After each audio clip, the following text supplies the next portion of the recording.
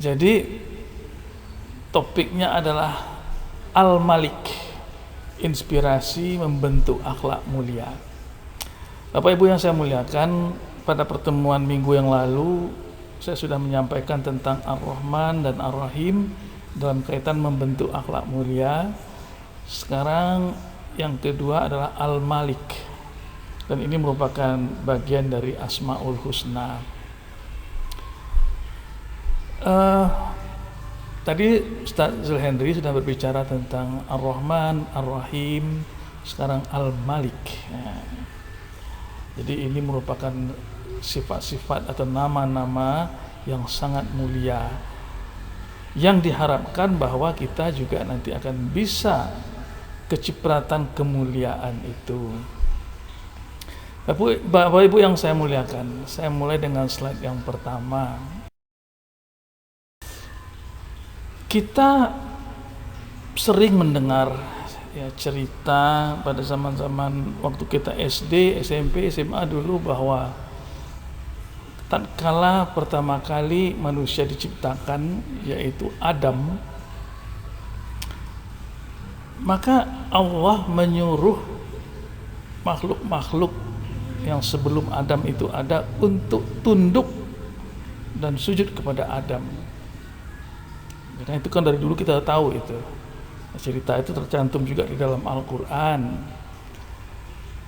Tapi yang belum kita fahami secara akurat adalah ada apa sebenarnya? Kenapa kok manusia itu harus membuat makhluk-makhluk yang lain seperti malaikat, iblis itu harus tunduk kepadanya? Jadi ini kita katakan power of Nabi Adam. Ada apa sebenarnya? Ini sebuah kekuatan power Nabi Adam. Nah, ini yang akan saya coba bahas. Ini memang merupakan sebuah perdebatan filosofis ya, yang tidak kunjung-kunjung selesai. Kenapa sih harus tunduk malaikat itu kepada Adam? Ya, kecuali setan ya, yang mereka ingkar. Sebenarnya ada dua alasan yang membuat power of Nabi Adam ini, power yang terpendam ini. Yang pertama adalah ruh, bahwa ke dalam tubuh manusia itu ditiupkan ruh ciptaan Allah. Kalau di dalam tekstualnya itu tidak ada kata ciptaan, tapi ruh Allah ya, ruh ciptaan Allah. Nah, apakah itu kemudian berarti akan menjadi sebuah hal yang penting? Ya, karena ruh itu merupakan cikal bakal akhlak mulia yang ada dalam tubuh manusia. Kenapa? Di dalam ruh itu tersimpan nilai-nilai inspirasi yang bersifat ilahiyah. Nah, kalau Pak Zulhendri tadi mengatakan perpanjangan tangan Tuhan, kalau saya lebih mengartikannya sebagai itu sifat-sifat ilahiyah yang tertanam dalam diri manusia.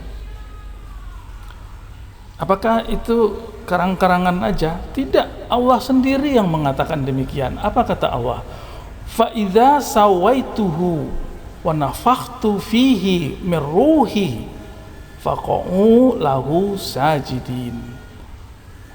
Maka tatkala ditiupkan roh pada janin ibu ya, pada janin ya, ketika sudah siap untuk menerima itu, tiupkan ruh Allah, faqa'u lahu sajidin, maka kalian harus segera sujud kepadanya.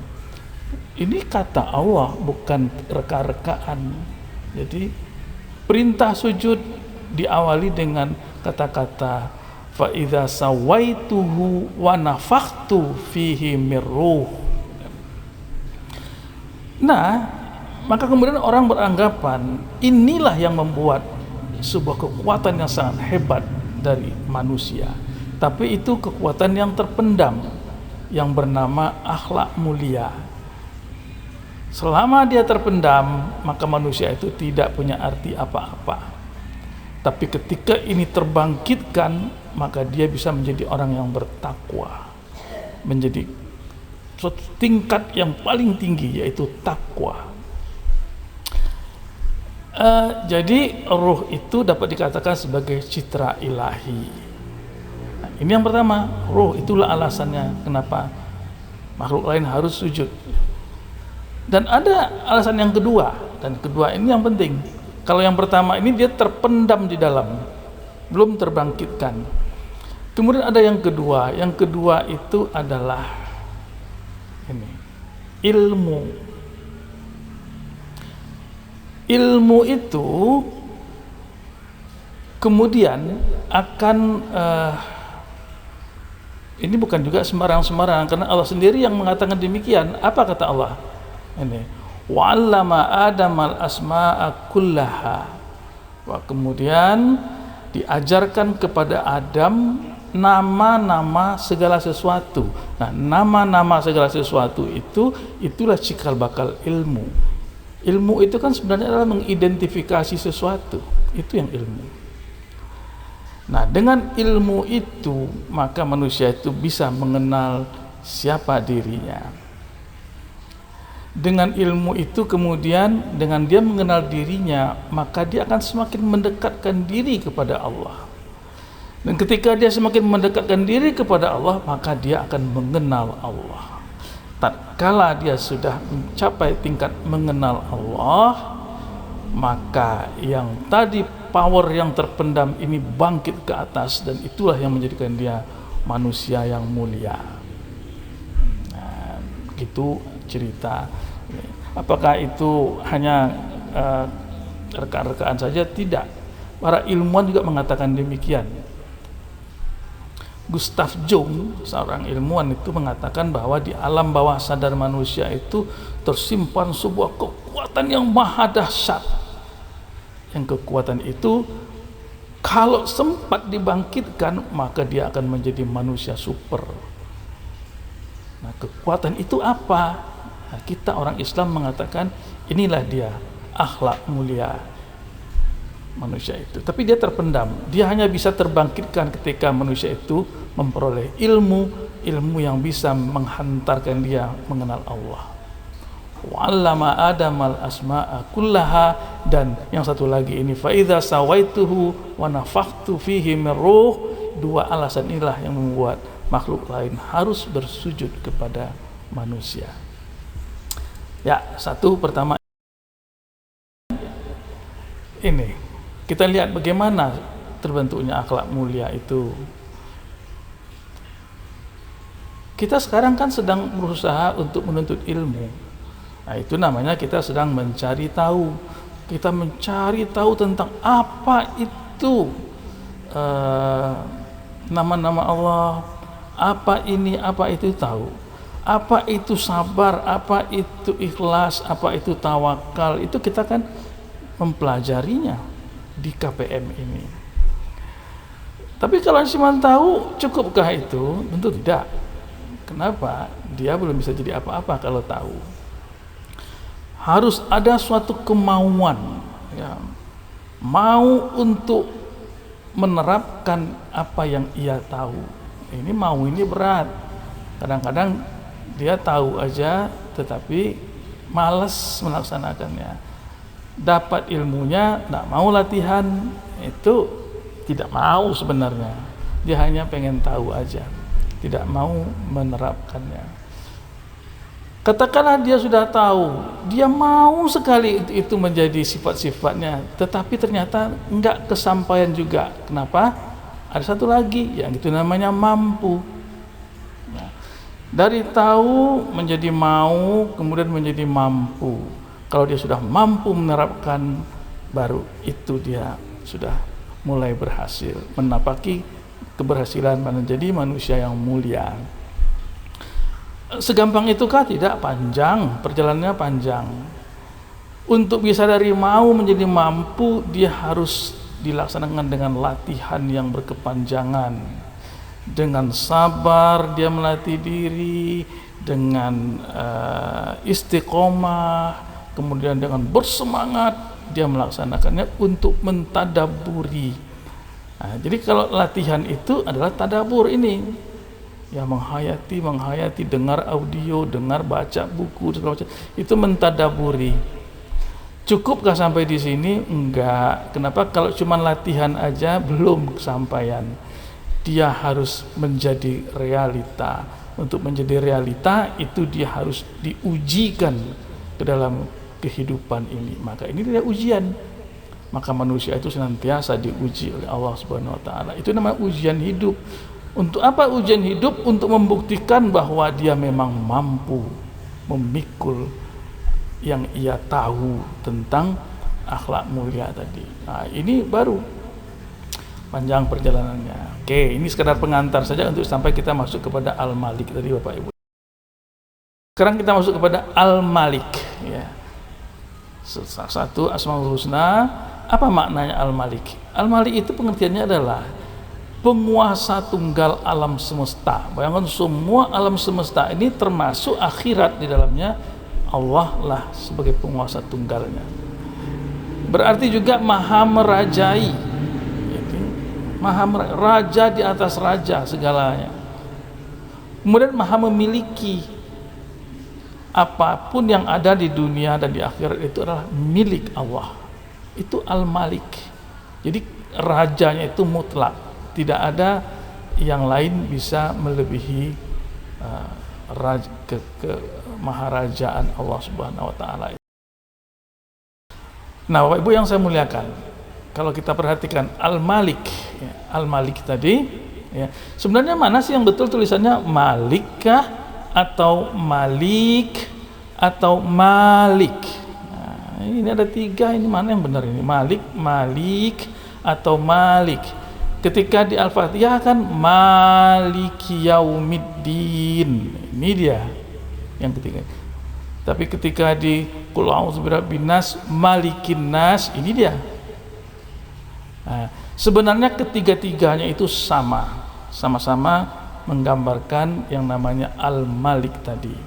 Kenapa? Di surat An-Nas tadi saya katakan, di surat Toha, Hasyr 23 itu pakai kata Malik yang bernuansa artinya adalah sebagai raja, suatu kekuatan dan kehebatan kerajaannya itu terus menerus sampai ke akhirat sana.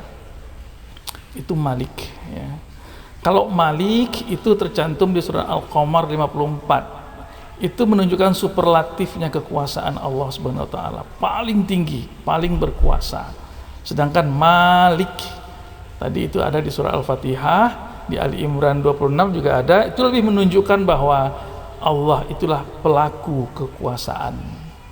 Jadi Malik Yaumiddin. Jadi Allah itulah yang berkuasa di alam Yaumiddin, hari akhir nanti. Jadi Al-Malik itu sebetulnya adalah kekuasaan, keperkasaan, kepemilikan dan pengaturan.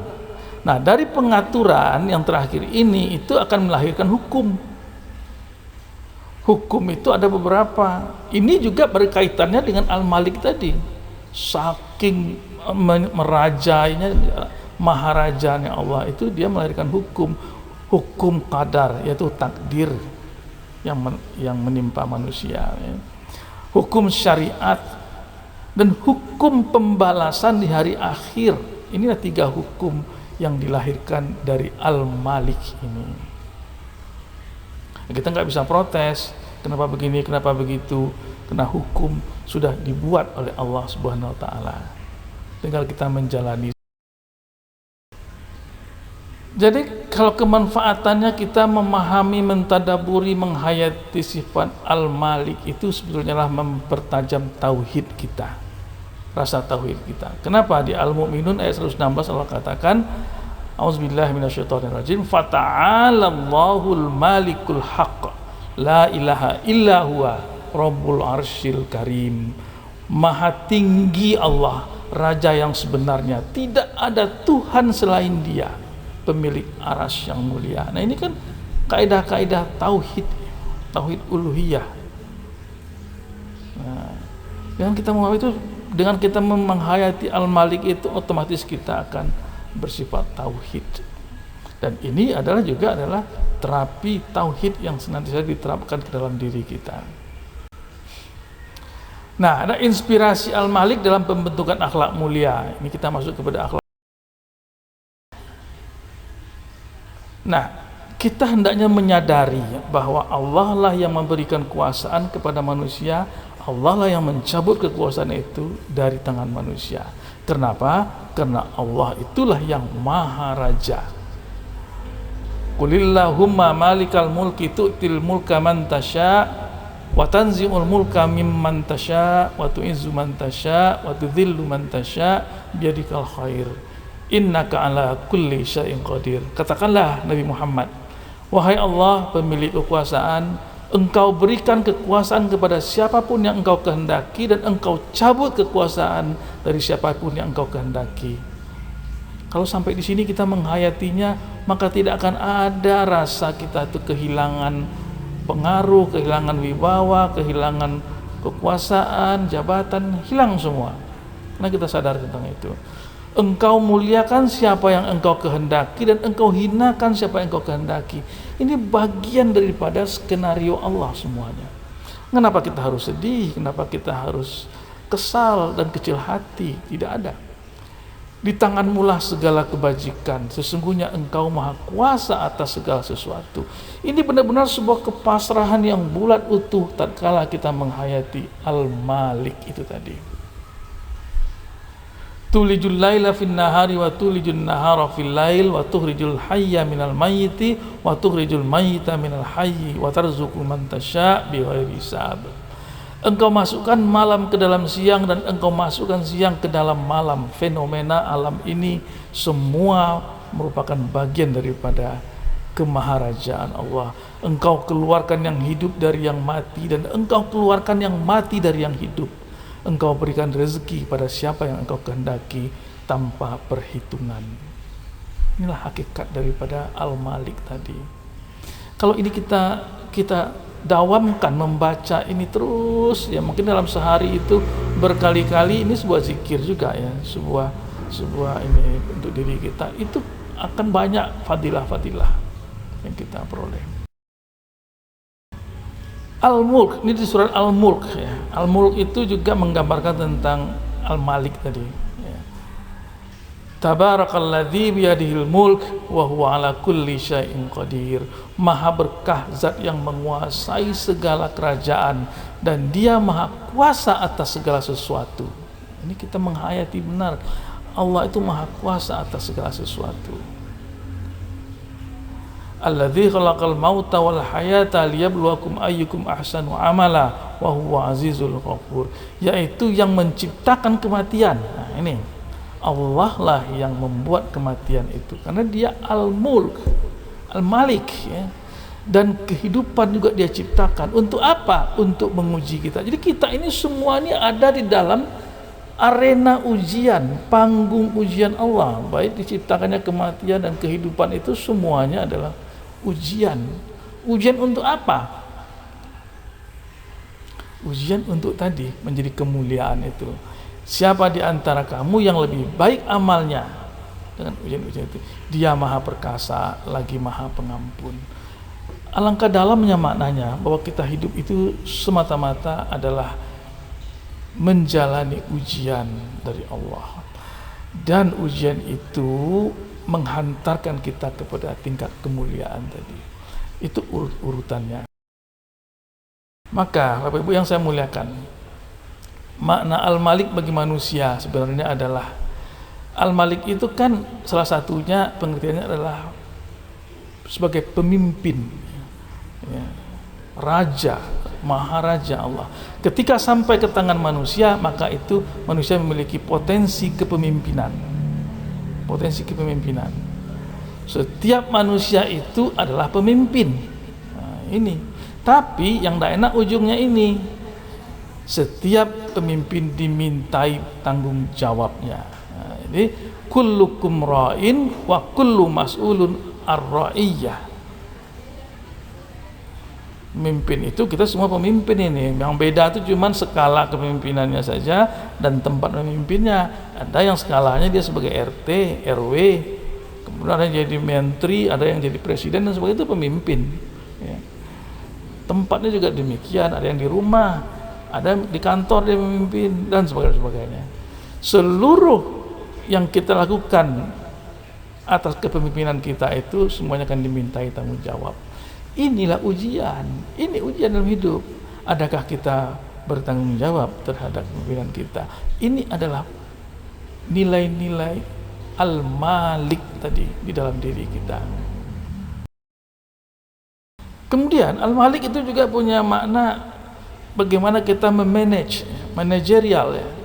Apa yang dimanage? Yang dimanage adalah mengelola sumber daya material. Karena bukankah Al-Maliknya Allah itu dia menguasai seluruh alam semesta. Itu kan material. Kita juga sebagai Malik ya, sebagai penguasa, sebagai raja, bukan maharaja ya, sebagai raja, sebagai pemimpin, itu harus mengelola sumber daya material yang ada. Juga mengelola sumber daya manusia. Nah, inilah manajemen. Ya, manusia itu harus bisa memanage sumber daya manusia yang lain.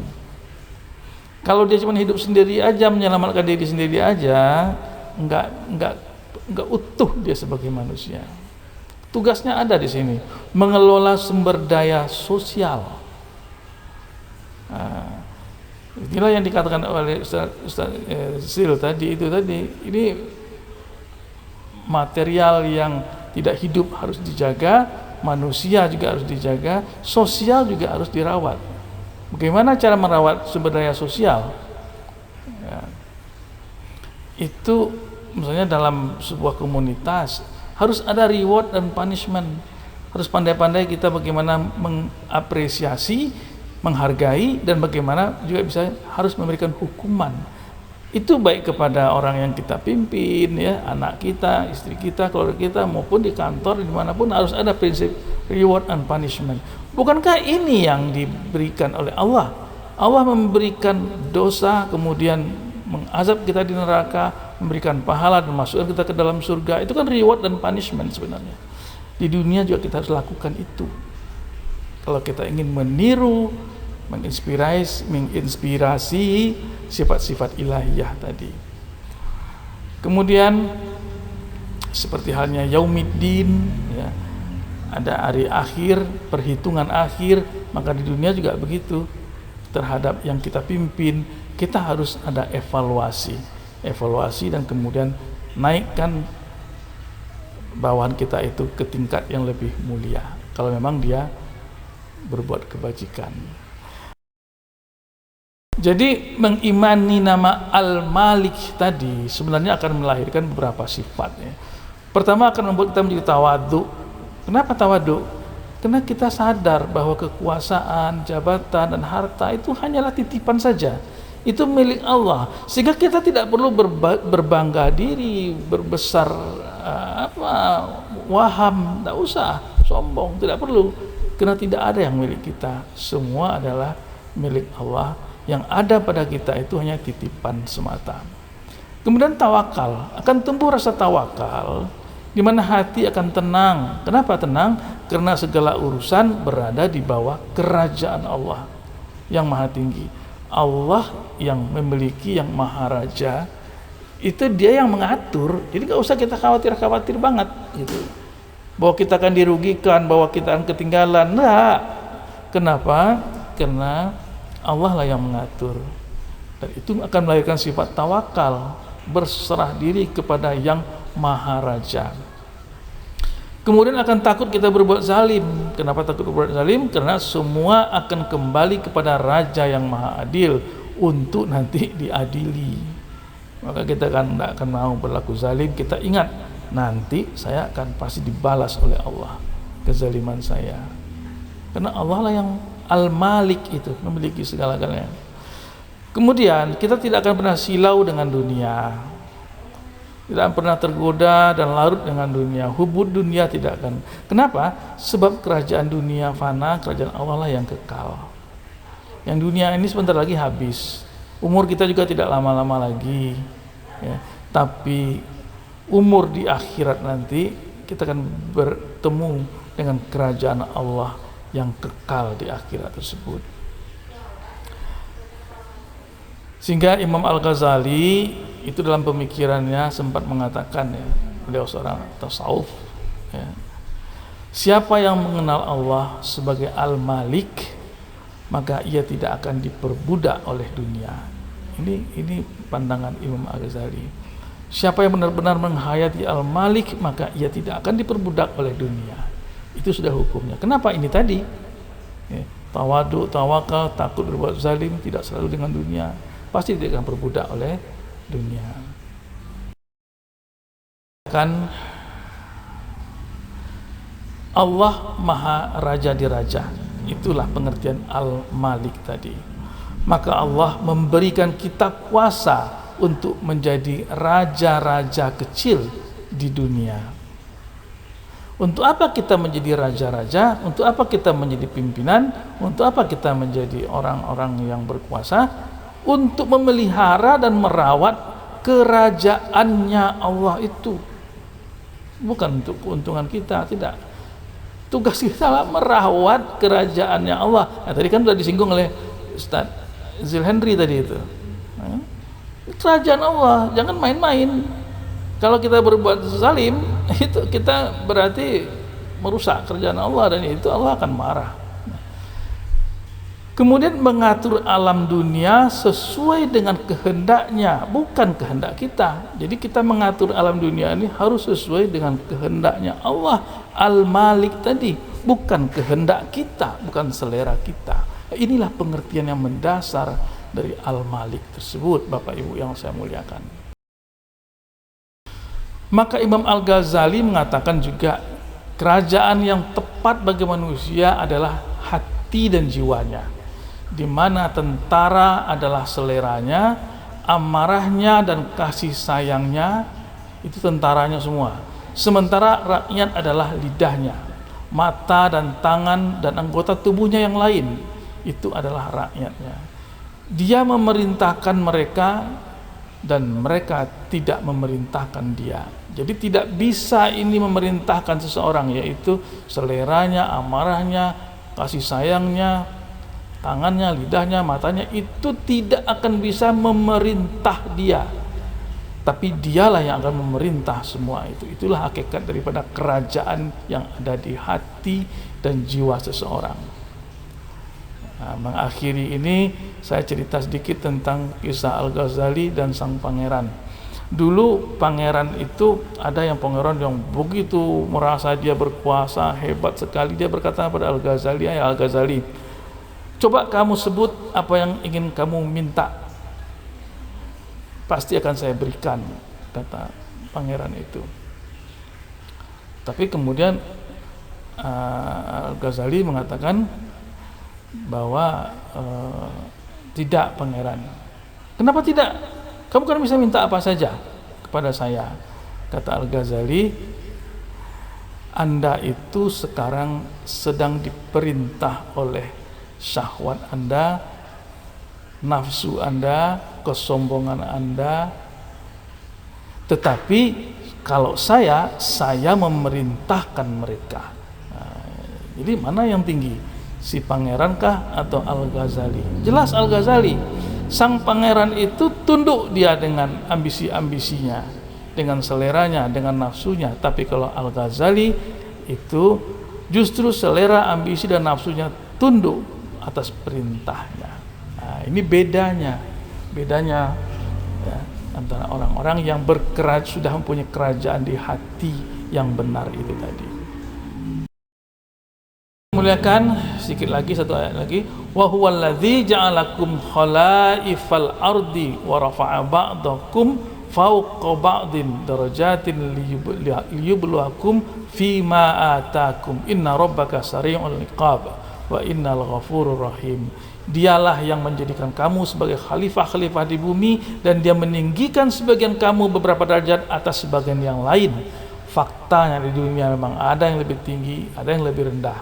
Untuk apa? Begitu dibeda-bedakan oleh Allah, untuk menguji kamu atas apa yang diberikannya kepadamu. Yang tinggi itu diuji Allah dengan ketinggiannya, yang rendah itu diuji Allah dengan yang rendahnya. Yang bahagia mendapatkan harta yang kaya raya diuji dengan kaya rayanya, yang miskin, duafa, papa dan hina itu diuji dengan kerendahannya itu tadi. Sungguhnya Tuhanmu sangat cepat hukumannya, sesungguhnya Dia Maha Pengampun lagi Maha Penyayang. Al-An'am ayat 165.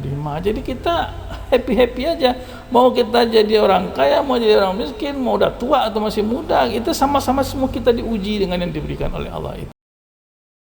Demikianlah yang dapat saya sampaikan pada kesempatan ini. Wabillahi taufiq wal hidayah. Wassalamualaikum warahmatullahi wabarakatuh. Demikian Al-Malik.